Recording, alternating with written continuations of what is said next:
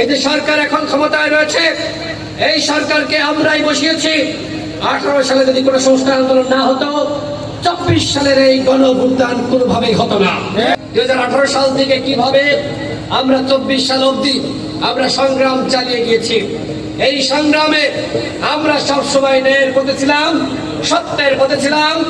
এই সংগ্রামে আমাদেরকে নানানভাবে আমাদেরকে পথচ্যুত করার চেষ্টা করা হয়েছে, নানানভাবে লোভ দেখানোর চেষ্টা করা হয়েছে, কিন্তু গণ অধিকার পরিষদের নেতৃবৃন্দ কোন লোভের কাছে মাথা নত করে নাই। এটাই হলো গণ অধিকার পরিষদ। গণ অধিকার পরিষদ আপনাদেরকে সাথে নিয়ে আগামী রাষ্ট্রকে নির্মাণ করতে চাই, যেটি আমাদের সংগ্রামী সভাপতি জননেতা নুরুল হক নূর বলেছেন। আগামীতে গণ অধিকার পরিষদ 300 আসনের প্রার্থী দেবে ইনশাআল্লাহ, এবং আমরা এই এলাকাবাসীর সমর্থন চাই, দোয়া চাই।